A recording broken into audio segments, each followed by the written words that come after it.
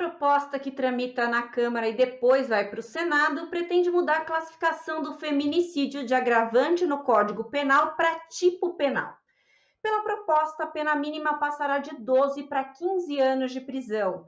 E esse é um debate muito importante, principalmente quando analisamos o aumento desse tipo de crime em todo o país, principalmente agora durante a pandemia. Para tratar da inclusão do feminicídio como tipo penal, recebo no Ideias e Debates de hoje o advogado criminalista André Lozano. Doutor André, seja muito bem-vindo à Rede Alesp. Boa noite, muito obrigado. Recebo também a minha colega jornalista, defensora de vítimas de violência, Mariana Couto. Seja bem-vinda, Mariana. Obrigada, obrigada. Boa noite a todos. Doutor, o que muda com relação ao feminicídio quando a gente fala que ele se torna um tipo penal? As mudanças, elas são muito sutis e na prática pouquíssima coisa muda de fato. A principal questão é que a progressão vai de 50% da pena para 55%, ou seja, pouca coisa a mais para a pessoa progredir do regime fechado para o semiaberto e posteriormente do semiaberto para o aberto, e também um pequeno aumento na pena, que vai de 12 anos, a pena mínima, para 15 anos, sendo que a pena máxima mantém-se a mesma, que é 30 anos. A questão, ao meu ver, ela é muito mais simbólica do que prática. Afinal, tanto a pena quanto a progressão seriam praticamente iguais. E ao invés de ser tratado como agravante, isso é tratado como um tipo penal, o que na prática não traz nenhuma diferença para a pessoa que está sendo processada ou para a vítima. Uhum. Mariana, até aqui o feminicídio é considerado um agravante no Código Penal, como eu havia mencionado aí na abertura. Caso a mudança seja confirmada como tipo penal, você acha que criar punições específicas pode ser um caminho para que seja feita de fato uma justiça? O doutor falou que tem uma mudança pequena, mas a gente tem que também observar um caminhar que a gente tem tido com relação a esse tema no Brasil, desde que foi criada, por exemplo, a Lei Maria da Penha. Né? Como é que você vê essa questão? Olha, Melissa, eu acho que a Lei Maria da Penha já foi um grande marco, que trouxe para as mulheres mais segurança, mais coragem na hora de denunciar, principalmente por causa das medidas protetivas. Eu acho que tudo que é colocado para falar em punição do agressor, do assassino, no caso do feminicídio, e também de proteção da vítima, tudo isso incentiva essas mulheres a fazerem as denúncias, porque o que eu sinto, principalmente num grupo que eu coordeno ali no Facebook, de orientação de vítimas, é que o medo ainda é muito grande, né, dessas mulheres, porque é um medo real de morrer. Então, acho que quanto mais coisas forem feitas no campo jurídico ou de apoio dessas mulheres, tudo isso colabora para que essa mulher consiga tomar coragem e sair de um relacionamento abusivo e violento antes que aconteça uma tragédia, né? Sim, sem dúvida. Doutor, quando o crime ocorre por razões da condição do sexo feminino, ele é automaticamente classificado como feminicídio ou isso depende da análise da autoridade policial? É, o delegado, por exemplo, que é o primeiro a autoridade ali a ter acesso ao caso, ele obrigatoriamente tem que classificar como feminicídio ou não necessariamente? Não necessariamente. Na verdade, há uma classificação, a classificação ela é feita em diversos momentos. O primeiro momento é feito na delegacia, quando se instaura o inquérito policial ou se lavra o flagrante, em que o crime é noticiado para as autoridades públicas, no caso a polícia, e o delegado, ele verificando o que aconteceu, ele classifica como um homicídio, como um homicídio qualificado pelo feminicídio. Agora, A gente tem que pensar, inclusive, que muitas vezes é noticiado para o delegado num momento em que não há elementos para se dizer sequer quem foi o autor. Então, muitas vezes, ele não classifica já nesse primeiro momento como feminicídio. Agora, num segundo momento em que é oferecida a denúncia, ou seja, após as investigações, o Ministério Público, o promotor ou a promotora, eles recebem toda aquela documentação, todos os depoimentos, as provas que foram colhidas nas investigações, e aí eles fazem uma análise e verificando que o crime foi por questão de gênero feminino, que envolve a questão de gênero, eles classificam como feminicídio na denúncia. E depois, posteriormente, já na fase do júri, para que a pessoa seja condenada por feminicídio, isso passa pela análise dos jurados, ou seja, os jurados, que são sete pessoas comuns da nossa sociedade, que vão decidir se aquilo foi um crime praticado por questões de gênero ou não. Uhum. Sabe Mariana, que teve até, ia até comentar, só que tem um caso recente que foi polêmico, da torcedora do Palmeiras, que foi assassinada pelo marido, e nitidamente por causa de uma briga ali, e o casal já tinha um problema de violência doméstica, e que a polícia não colocou como feminicídio. Eu cheguei a fazer uma reportagem sobre isso, que foi uma coisa polêmica, porque é o que o doutor falou, como assim, né? Como que o delegado decide qualificar como feminicídio ou não? Se ali ela morreu numa condição que a gente explica por ser mulher dele, né? Ele se sentiu, digamos, no direito de exercer a autoridade dele agredindo aquela mulher, né? E, uhum. inclusive, o E que eu acho. Pode falar, desculpa. doutor. Inclusive, Pode falar. o que a Mariana falou é muito importante, porque não é qualquer homicídio de mulher que é classificado como feminicídio. Então, por exemplo, imagine uma briga por conta de uma batida de automóvel, em que que descambe num homicídio e a vítima seja mulher. Nesse caso, via de regra, não será classificado como homicídio, porque não há a motivação de gênero. Agora, num caso de violência doméstica, quase sempre ou sempre será classificado como feminicídio. E é importante que muitas vezes o delegado ele não tem a condição de, no momento da lavratura do flagrante ou de fazer o BO, ele não tem todos os elementos, mas depois ele pode inclusive reclassificar. Isso é muito importante a gente observar, porque às vezes fica essa impressão de que o que foi determinado ali no primeiro momento é o que vai ser conduzido ao longo do inquérito e da finalização do processo. Mas não, isso pode ser mudado, até porque, como o senhor falou no começo, a autoridade policial inicial ali, que é o delegado, ele não tem todas as informações de autoria para dizer foi isso ou foi aquilo. Então, mas obviamente que do decorrer das coisas é importante que seja corrigido e de fato classificado como tal. Até pela questão estatística, né, Mariana? A gente sabe, a gente teve muita polêmica em torno da questão do feminicídio, mas em termos estatísticos é importante que a gente tenha essa classificação, essa separação, para que a gente entenda a violência contra a mulher e entenda também a necessidade ou não de criar mais políticas públicas nesse segmento, né? Então, inclusive foi por isso que eu te chamei, porque ao longo da sua experiência de tantos anos como jornalista, de ouvir vítimas, ouvir ali, acolher também as vítimas, você mencionou o grupo do Facebook, então essa visão da questão toda, eu acho que é uma visão muito especial, muito particular de todo isso que ocorre contra as mulheres. Eu queria que você falasse um pouco sobre essa questão do encorajamento. Essas mudanças de leis, você vê que trouxeram também um pouco de encorajamento para essas vítimas que com certeza elas são psicologicamente tentadas, né? Psicologicamente o agressor tenta fazer com que ela não tenha essa coragem.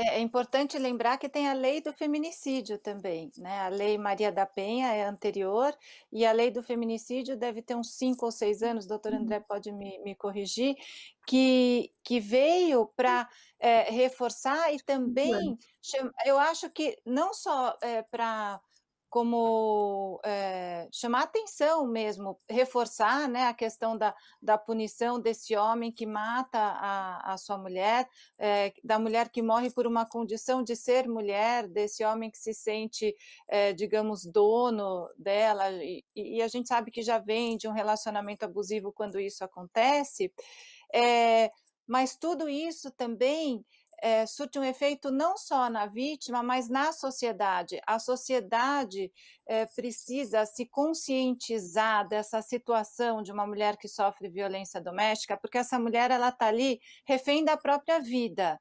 E muitas vezes, sozinha, ela não consegue sair dessa situação. Ela sofre ameaças reais, ela tem muito medo, então a gente sempre fala que ninguém pode julgar uma mulher, ninguém e nenhuma mulher fica numa situação dessa porque gosta. Muitas vezes ela tem o medo real de morrer, porque aquele homem fala: não, se você for embora, eu vou te matar. E a gente sabe que muitos vão lá e de fato matam. Então a sociedade toda precisa entender que deve denunciar, os vizinhos quando ouvem uma mulher pedindo socorro, os parentes quando sabem que aquela mulher é agredida e muitas vezes, né, tem aquela coisa de fingir que ninguém viu, que ninguém sabe. Eu uma vez organizei um evento no Memorial da América Latina e o nome do evento era Violência Doméstica, até quando seremos coniventes? Então, quando a sociedade se cala e não fala sobre isso, ou não ajuda uma mulher que é vítima, também está sendo conivente com essa violência. Eu acredito que precisa reforçar a rede de atendimento a essas mulheres. Então, nos grandes centros, hoje tem a Casa da Mulher Brasileira, que já fez uma grande diferença, onde a mulher é acolhida, consegue fazer o boletim de ocorrência, ter atendimento psicológico da promotoria, do Ministério Público, né? No mesmo lugar. Mas as mulheres que estão afastadas desses grandes centros ainda sofrem muito com a falta de um atendimento qualificado para elas. E isso acaba, muitas vezes, favorecendo o agressor. Então, se o agressor pensa que ele não vai ser punido, ele não vai ser preso, ele não vai ser denunciado, ele se sente muito à vontade naquela condição. E isso precisa mudar. Sem dúvida. Mariana, você tocou num ponto que eu acho que é muito importante a gente dar uma ênfase para isso, que é a questão da conivência. A gente, muitas de nós, muitas gerações cresceram ouvindo entre briga de marido e mulher não se mete a colher. No meu entender, na minha ética, isso também é um crime, você ser conivente com um crime, com uma agressão e deixar, não, eles são casados, eles que se entendam. Não é bem assim. Isso pode se tornar algo muito grave e você poderia evitar isso. E eu queria que o senhor falasse até um pouquinho disso, doutor. Tem algum dispositivo na lei que puna, por exemplo, a pessoa que é testemunha de uma violência e se exime da responsabilidade de denunciar? Não há nada na lei que puna a pessoa que não denuncia um crime, que não noticia um crime. Isso nem com questão de violência doméstica, nem com outras questões. Pelo seguinte, as únicas pessoas que têm o dever legal de impedir um crime e de atuar para que um crime não ocorra são os agentes de segurança pública, são os policiais. Os policiais, quando verificam um crime, eles devem atuar, eles devem prender a pessoa em flagrante, por exemplo, ou se não, pelo menos registrar o boletim de ocorrência. Tornar todas as pessoas, punir criminalmente aquelas pessoas que não denunciam um crime, pode ser muito perigoso, porque aquele denunciante ele pode ter diversos motivos para não passar aquela informação para as autoridades. Imaginem só uma pessoa que mora na periferia, numa favela ou numa comunidade que é dominada por uma facção criminosa, por uma milícia. Essa pessoa ela não chama a polícia muitas vezes porque se ela chamar a polícia para aquele local, ela é punida pela facção, pela milícia que atua no local. Existe um código paralelo que impede esse tipo de coisa. Então, somente a autoridade pública ela tem o dever de atuar quando chega um crime ao seu conhecimento. Agora, por uma questão ética, por uma questão moral, é muito importante que as pessoas denunciem. Então, sabendo que o seu vizinho, que algum parente, alguma parente, que alguma amiga sofre violência doméstica, é muito importante que seja feita a denúncia, porque muitas vezes aquela pessoa que está sofrendo agressão, que sofre a violência, ela não possui meios de buscar a justiça, de buscar sequer proteção, né? Aliás, a Lei de Maria da Penha ela é uma lei extremamente importante, porque ela é a única lei no Brasil que dá proteção à vítima. Então, o juiz, por meio da aplicação das medidas protetivas previstas na Maria da Penha, ele pode garantir que o agressor fique longe da vítima. Obviamente, somente um papel não resolve nada. A gente tem mania de achar que uma lei ou um papel vai resolver alguma coisa. É necessário que sejam implementadas políticas públicas, como, por exemplo, a Ronda Maria da Penha. Que sejam implementadas outras políticas públicas, como, por exemplo, atendimento psicológico, tanto à vítima quanto ao agressor, que seja garantido à vítima algum auxílio para que ela possa se recolocar no mercado de trabalho, uma vez que o agressor, por vezes, ele impede que a vítima trabalhe. Então, tudo isso é importante que seja feito para que a mulher possa romper o ciclo de violência. Mas também é muito importante que, caso chegue ao conhecimento de cada uma das pessoas um caso de violência contra a mulher, que seja feita a denúncia, obviamente, se a pessoa não for se colocar em uma situação de risco. É isso que eu queria complementar, Melissa e doutor André, que a denúncia, ela pode ser anônima, então essa pessoa não precisa se identificar, porque muitas vezes as outras pessoas ficam com medo. Eu mesma, no meu grupo lá, que atende e orienta essas vítimas, a gente tem medo, tanto é que a gente tem alguns critérios para que as vítimas que elas pedem para entrar no grupo, a gente precisa de garantias que o agressor não vai ter acesso ao que é dito no grupo, porque, de fato, esse agressor ele pode estender a violência dele para as pessoas que querem ajudar, mas as denúncias podem ser anônimas, principalmente pelo Disque 100.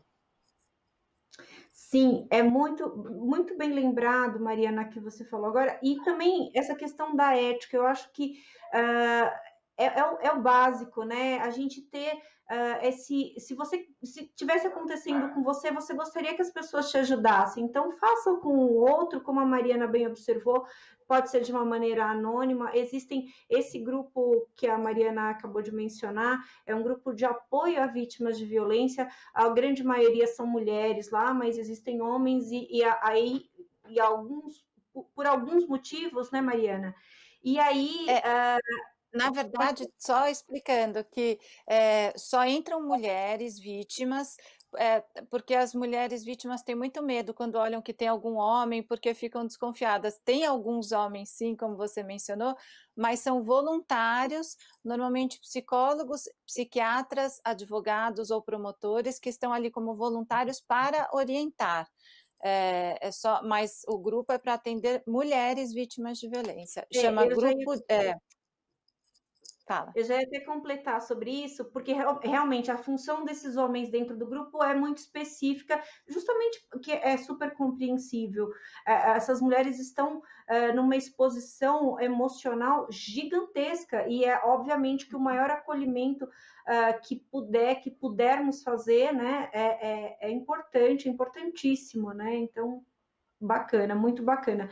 Doutor, existem movimentos que combatem a violência doméstica e defendem que é necessário atendimento psicológico ao agressor, até para que ele não reincida no crime, né? Ou não cometa. Em muitos casos, a pessoa começa com uma agressão verbal, até para passar para agressão física. Então, de repente, essa pessoa que está cometendo agressão verbal já poderia ser atendida e evitar, talvez evitar que chegasse a agressão física. Eu queria saber o que diz a lei a esse respeito.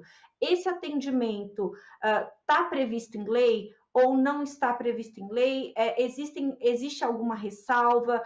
Existe algum dispositivo legal que possa prever ou pensar nessa questão de evitar que o crime seja mais grave? Como é que funciona com relação às leis? É muito importante a gente pensar que a Lei Maria da Penha ela busca quebrar o ciclo de violência, porque dificilmente o feminicídio ocorre de uma hora para outra. Geralmente, a mulher que é vítima de feminicídio, ela já foi vítima de diversas outras violências domésticas, que pode ser a violência psicológica, pode ser a violência moral, violência patrimonial.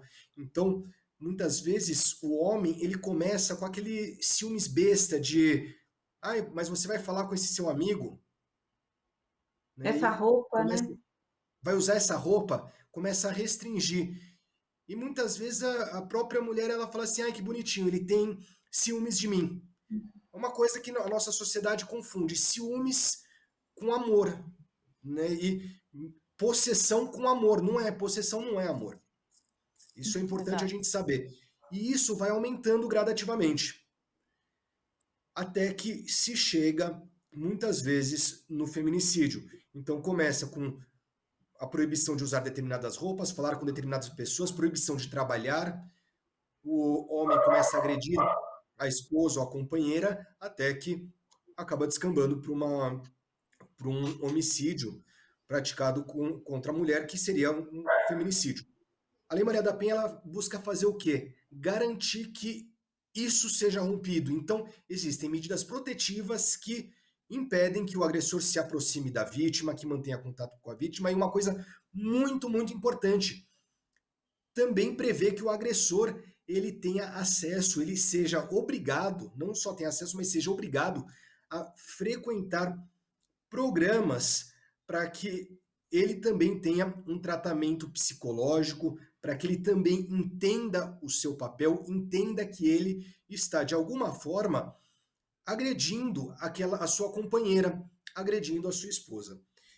Isso a lei prevê. Agora, temos um problema. Entre a lei prever e isso ser efetivo, existe um caminho enorme. Eu lembro, inclusive, no feriado eu acompanhei uma cliente à delegacia, porque ela estava sendo vítima de violência doméstica e já havia sido agraciada com uma medida protetiva por 3 vezes, que foram revogadas posteriormente por conta do tempo que passou. E assim que são revogadas as medidas, o agressor volta a entrar em contato com ela, volta a atormentá-la. Uma das coisas que nós pedimos foi que fosse determinado o comparecimento do agressor em programas psicológicos e de orientação para que ele não volte a atormentá-la, uma vez que ele entenderia que o que ele está fazendo é algo grave, é algo que afeta de forma negativa a vida dela e a vida dele também, a vida de ambos. Porém, apesar de ser solicitado na delegacia, a resposta que tivemos é que o Estado não tem condições para prover esse acompanhamento psicológico. É nesse ponto que eu digo, não adianta nós termos uma lei, a lei pode ser maravilhosa, e a Lei Maria da Penha é maravilhosa, é muito boa. Porém, se nós não tivermos políticas públicas para garantir que a mulher não volte a ser agredida, para garantir que o agressor não descumpra as medidas protetivas, para garantir que a mulher possa sair de casa e romper o ciclo de violência, para garantir que o agressor também tenha consciência de que o que ele fez é algo grave, não teremos grandes melhoras, né? Só para ter uma ideia, em 10 anos da Maria da Penha, eu fiz uma pesquisa com base no mapa da violência contra a mulher. E chegamos à conclusão que não houve melhora nos homicídios contra mulheres. Aliás, com mulheres negras houve um aumento dos homicídios praticados contra mulheres negras. Vejam só, por mais que tenhamos a Lei Maria da Penha, pela falta de políticas públicas, não foi possível reduzir os homicídios entre mulheres. Então, isso é uma questão gravíssima. Eu acho que mais importante do que pensar em aumento de pena, em uma piora na situação do condenado para que ele fique mais tempo preso, é preciso antes pensar em medidas, em políticas públicas que sejam capazes de garantir que aquela mulher fique viva. Aliás, é muito mais importante que ela fique viva do que apliquemos uma pena alta para uma pessoa que cometeu um crime bárbaro matando uma mulher, matando a sua companheira, matando a sua esposa. Sem dúvida. Mariana, como é que você vê essa questão do atendimento ao agressor? Você acha que isso pode ser o caminho para evitarmos a reincidência e também para chegar a evitar, óbvio, a reincidência da violência e, claro, do feminicídio, que é o que a gente não quer, nem a violência nem o feminicídio, né? Até porque ele às vezes larga, né, deixa de agredir essa mulher e vai agredir outra, vai fazer outras vítimas. A própria Maria da Penha costuma dizer que a lei não vem para punir os homens, mas sim para defender e proteger as mulheres. A Maria da Penha costuma dizer sempre isso.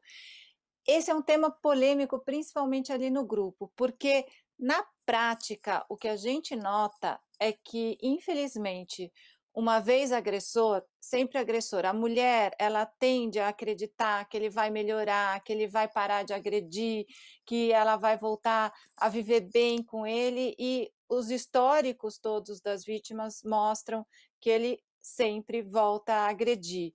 Isso porque talvez, né, realmente não esteja existindo essa política que de fato obrigue e faça com que esse homem se trate, porque espontaneamente eles não se tratam. É isso que eu tenho percebido nas entrevistas que eu faço com promotoras do núcleo de gênero, com delegados, com a própria Maria da Penha, a Regina Célia, que é a vice-presidente do Instituto Maria da Penha.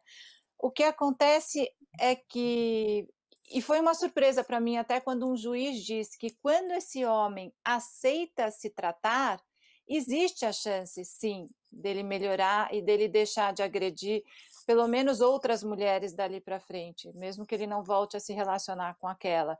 Isso para mim foi uma surpresa, porque eu achei realmente que não tivesse resultado e me disseram que tem resultado. O problema é que eles não fazem o tratamento, então vão continuar sendo agressores. Esse é o grande problema.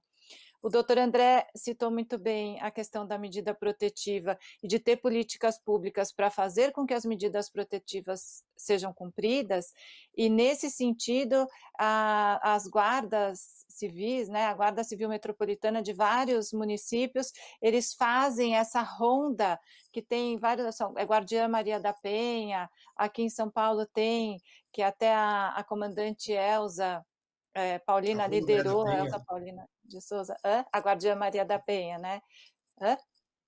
A Ronda Maria da Penha. A Ronda, porque aqui acho que chama Guardiã Maria da Penha, em outros municípios é Guarda Maria da Penha, isso faz toda a diferença, então é importante a mulher que recebe a medida protetiva saber que ao se cadastrar na Ronda Maria da Penha da Guarda Civil Metropolitana, passa a ter uma ronda que visita a casa dela, que faz a proteção dela para afastar de fato esse agressor, para fazer com que a medida protetiva seja cumprida. Uma das moças lá do grupo, ela disse que foi isso que salvou a vida dela, porque a partir do momento que ela entrou na ronda, o agressor não chegou mais perto, nem perto da casa dela. E isso pode salvar, de fato, a vida de uma mulher. Tem até um aplicativo agora que a Ronda aqui de São Paulo coloca no celular da mulher com o botão do pânico. E a promotora Valéria Escarance, que é coordenadora do Núcleo de Gênero do Ministério Público de São Paulo, ela gosta de ressaltar sempre que a mulher não pode ter medo de denunciar. A mulher que não denuncia corre muito mais risco de morrer do que a mulher que denuncia. Então, a vítima precisa denunciar para conseguir essa medida protetiva, e é isso, lutar para que a medida seja, de fato, cumprida, e quando o agressor não cumpre, ele é preso. Tem que ser Olha, preso. eu queria até puxar a sardinha aqui para a nossa Assembleia, porque esse foi um projeto da Patrulha Maria da Penha que saiu daqui da Assembleia, teve apoio de todos os parlamentares, e é muito importante, até para a gente ressaltar isso, não só a Patrulha Maria da Penha, como o Vigilância Solidária, que tem ajuda ali entre os vizinhos, essa história de contar para a polícia o que está acontecendo, e aí inclui-se a questão da violência, é importante, e são dois projetos que reforçam ali a parceria entre a polícia e as pessoas e a comunidade em si, e isso ajuda muito para que diminuam os índices de violência de uma maneira geral, e claro, de violência doméstica, que muitas vezes não está escancarado, é uma coisa muito sutil para que se perceba. Então, quem está ali do lado, quem é vizinho que sabe a rotina ali das pessoas, é quem vai conseguir fazer essa denúncia com muito mais propriedade. Mas eu trabalhei no Conselho da Condição Feminina antes de vir aqui para a Assembleia, e aí eu posso até dar um depoimento aqui sobre essa questão do tratamento ao agressor, porque no Conselho a gente viu isso acontecer. E isso, você tocou num ponto que é muito importante, é muito sensível: o agressor querer tratamento. É o que faz toda a diferença. Ele está inclinado a ser tratado, está inclinado a deixar de ser um agressor. Então, esse é um fator que é importantíssimo. E aí é o que a gente espera, que as pessoas percebam que eu tenho um problema, eu tô querendo, eu não amo a minha mulher, né? Eu não amo, eu quero a posse dela, então isso é um problema, então eu preciso de um tratamento. Então é muito importante que a gente coloque essas questões aí, até para que a gente, de alguma forma, contribua com esse debate para que sejam criadas políticas públicas de fato. Algum atendimento no CRAS, me parece na Secretaria de Justiça também tem algum atendimento que tem essa conotação de tratar o agressor, mas quanto mais a gente tiver, melhor, para que a gente consiga atender cada vez mais pessoas. Doutor, mas eu queria falar sobre uma outra questão. A gente falou do tratamento do agressor, mas a vítima também precisa ser tratada. E muitas vezes ela traz uma carga psicológica aí que ela vai carregar para o resto da vida, quando não vai deixar, inclusive, com seus filhos, né? Aquele medo de agressão, ou de repente até ali deixar, se é mãe de um menino, talvez até que seja, ele enxergue ali como um potencial agressor, não sei. É um atendimento que é importante, tanto para a vítima quanto para os seus familiares. E eu queria saber se existe, o senhor vê esse atendimento acontecendo, e se existem critérios para que essas pessoas consigam esse atendimento aí na rede pública. Olha, esse atendimento ainda é muito pequeno e depende muito dos municípios. Como a Mariana falou, existe a Casa da Mulher, mas isso não é uma realidade de todos os municípios brasileiros, é uma realidade de pouquíssimos municípios. Agora eu vou, inclusive, dar um exemplo em que houve um sucesso enorme quando se deu atenção, principalmente à vítima, mas também ao agressor, mas principalmente à vítima, que foi em Embu das Artes, em que a Secretaria da Mulher ela garantiu um atendimento psicológico, material, muitas vezes psiquiátrico, garantiu um intercâmbio, uma conversa entre a delegacia e a Secretaria de Saúde e também a Secretaria da Mulher, para que fossem tomadas medidas para que a vítima fosse atendida. Primeiro, psicologicamente, porque geralmente essa mulher ela chega destroçada emocionalmente. Se ela chegou a apanhar, via de regra, ela foi humilhada durante muito tempo. O agressor já acabou com a autoestima dela. E muitas vezes, na cabeça dela, ela não pode largar o agressor, porque o agressor é a única pessoa que irá aceitá-la. Ela acaba entrando numa paranoia de que ela não consegue se relacionar com outras pessoas, que ela é uma pessoa feia, que ela é uma pessoa burra, que ela é uma pessoa desinteressante, quando não é verdade. O agressor muitas vezes faz isso, inclusive inconscientemente, para que a vítima fique com ele. Então, o primeiro atendimento é o psicológico, para que ela recupere a autoestima. Depois, ela precisa também de um atendimento que é muito mais pedagógico, para que ela entenda o que é violência doméstica. Porque é muito clara a violência quando falamos de agressões físicas. Porém, a violência doméstica está nas pequenas coisas, está naquela crítica reiterada, em não deixar a mulher sair de casa, trabalhar, usar determinadas roupas, conversar com determinadas pessoas. Isso é violência doméstica. E também, talvez muito mais importante, muitas vezes esse agressor, ele garante que a vítima fique naquela bolha, que ela não tenha contato com outras pessoas e muitas vezes deixe de trabalhar. E essa mulher, ela não tem condições materiais de sair do local da agressão. Muitas vezes ela não tem sequer uma profissão. Então, não só em Budas Artes, mas existem diversos outros projetos, como, por exemplo, o Mãos de Maria, em Paraisópolis, que busca dar uma profissão para aquela mulher que foi vítima de agressão, para que ela possa quebrar o ciclo de violência e deixar de ser dependente economicamente do agressor. Porque muitas vezes a mulher não denuncia e não quebra o ciclo de violência por conta da dependência não apenas psicológica, mas também da dependência econômica. Além disso, existe a previsão na lei dos centros de acolhimento. Só que os centros de acolhimento não são bons o bastante. Muitas vezes a mulher ela não quer ir para o centro de acolhimento, ela chega lá e quer ir embora, porque não acolhe. Não dá o acolhimento adequado a ela e muitas vezes aos filhos, fazendo com que não seja interessante, que o centro de acolhimento seja um lugar pior do que a própria casa.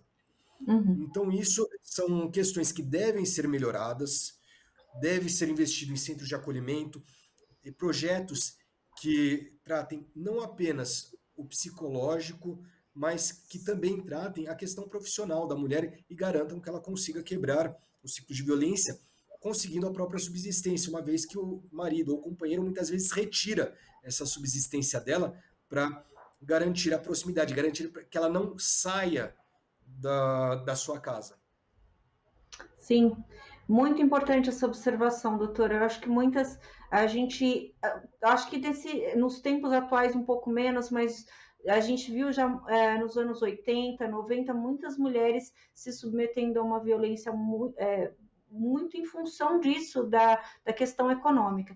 Isso mudou um pouco, mas ainda há muito que a gente tratar com relação a isso. Agora, eu queria colocar uma outra questão aqui. Mariana, a gente sabe que tem muita mulher, que algumas mulheres perdoam e acabam sendo julgadas por esse perdoar, né? Algumas se mantêm com o agressor, outras não, mas a sociedade em si, ao invés de acolher e tentar entender o motivo pelo qual, julga, aponta o dedo para essa mulher. Você acha que esse também é um fator que traz essa questão da dificuldade de denunciar muito forte? E aí eu queria que você falasse um pouco sobre essa questão da dependência emocional, se ela também é uma questão que a gente precisa tratar melhor.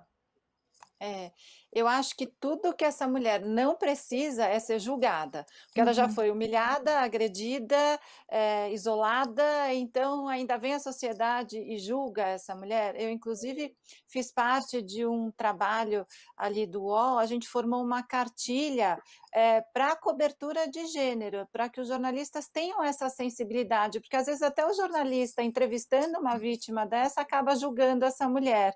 Ninguém precisa saber, mas por que você continuou com ele? Por que não continuou? É o que eu falei, às vezes continuou porque ela tinha medo de morrer, são vários os motivos. O doutor André falou da questão da violência psicológica, eu vou lembrar da Maria da Penha aqui de novo, porque ela é minha inspiração, e eu morei no Ceará, conheci a Maria da Penha, costumo conversar com ela.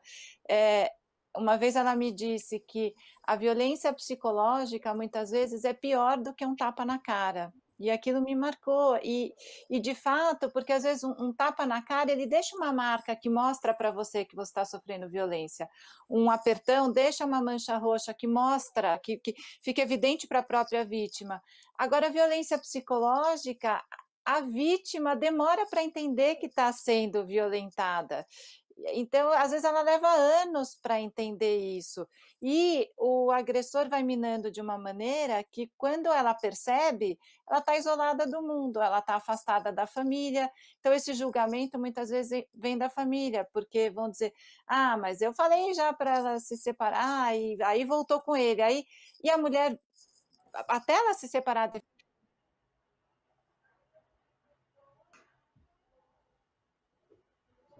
Acho que a Mariana teve um probleminha de internet, mas a gente segue aqui, depois ela conclui o raciocínio. Doutor, quando a Lei Maria da Penha surgiu, até a Mariana tinha falado que não tem certeza se eram 5 ou 6 anos, foi em 2015, né? Estava completando 6 anos. Quando ela surgiu, houve uma série de críticas apontando um suposto privilégio, que é um absurdo, mas dizendo assim, não, mas já tem a lei do assassinato, enfim, questionando o motivo pelo qual nós tínhamos aí a criação dessa lei do feminicídio. De lá para cá, qual que é a análise que o senhor faz quanto ao surgimento desse agravante no Código Penal? O senhor acha que, de alguma maneira, a gente conseguiu entender melhor esse tipo de crime? Quando ela surgiu, foi muito interessante porque muitas pessoas diziam que ela era desnecessária, uma vez que o crime cometido num contexto de violência doméstica já era classificado como homicídio qualificado, ou por motivo fútil ou por motivo torpe. Então imagine uma mulher que é assassinada porque ela saiu de casa com uma roupa curta. Seria um motivo torpe, porque ela se conversou com um amigo, ligou para uma amiga, contou de uma agressão, é um motivo torpe. Então, muitas vezes se falava, olha, a lei ela já pune o crime cometido no contexto de violência doméstica contra a mulher, já pune a violência de gênero. E por isso se disse que seria uma lei penal simbólica, uma lei penal que não teria efetividade, uma vez que, de fato, as pessoas que praticavam aqueles crimes já eram punidas com penas altas. Nesse ponto, realmente é verdade. Agora, Alice Bianchini, que é uma das maiores pesquisadoras sobre o tema, ela diz uma coisa muito importante, que o que não tem nome, não é medido. E a gente não sabia quais eram os reais números do feminicídio. Não sabíamos quantas mulheres morriam em contexto de violência de gênero. A partir da criação da qualificadora de feminicídio, foi possível verificar quantos os homicídios são cometidos no contexto de violência de gênero. Quantas mulheres morrem no contexto por conta do machismo estrutural. Veja só, não é todo homicídio contra a mulher que é feminicídio. Precisa ser por questão de gênero, né? Eu dei o exemplo de uma briga de trânsito, em que uma pessoa pode matar uma mulher em decorrência de uma briga de trânsito. Via de regra, não será feminicídio. Agora, via de regra, um homicídio cometido do marido contra a mulher, de um namorado contra a namorada, será num contexto de violência doméstica e será motivado por gênero. E daí será tratado como feminicídio. Eu acho que o principal avanço da lei foi trazer as estatísticas para que possa ficar claro o tamanho desse problema para a nossa sociedade, que realmente é um problema enorme.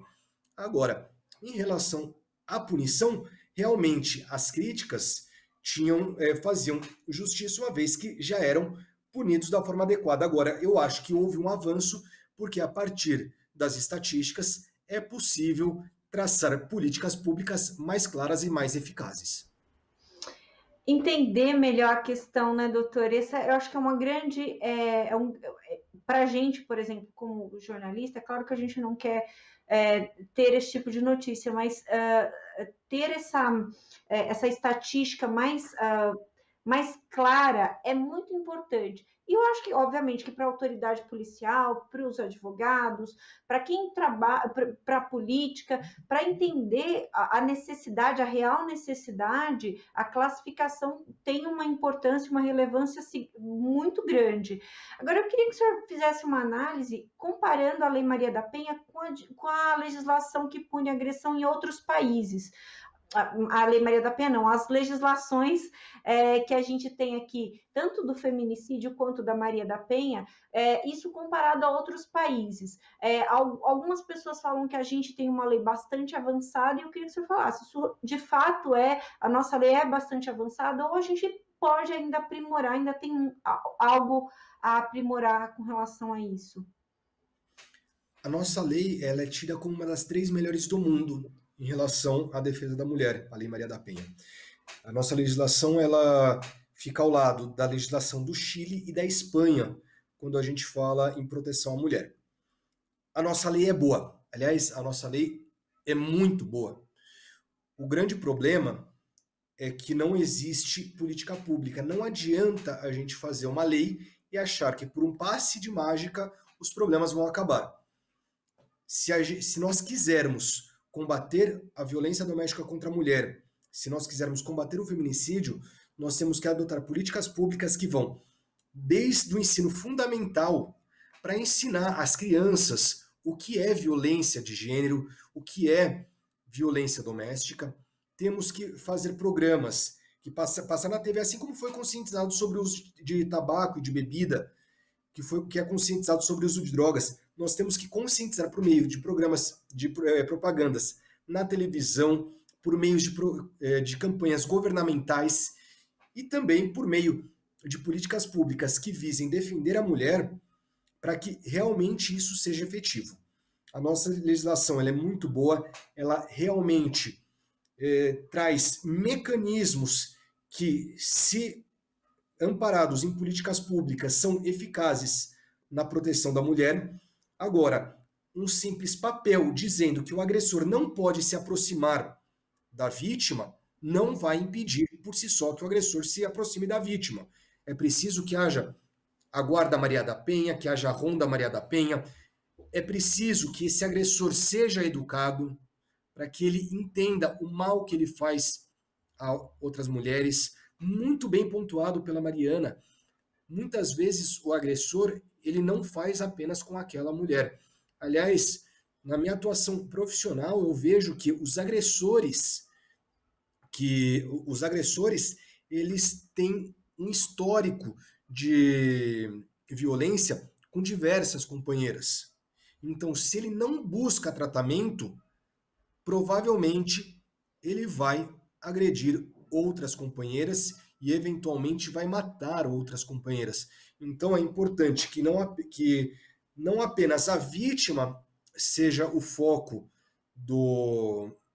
da política pública, mas também o agressor. É muito importante que a vítima também seja uma protagonista na política pública, para que ela tenha acesso a tratamento psicológico, para que ela tenha acesso a cursos de profissionalização, para que tenha acesso à educação, para que saiba o que é violência doméstica, mas também é importante que o agressor tenha acesso a isso, e muitas vezes, se o agressor não quiser participar, que o juiz determine a participação, para que o juiz ou a juíza determine que ele somente poderá,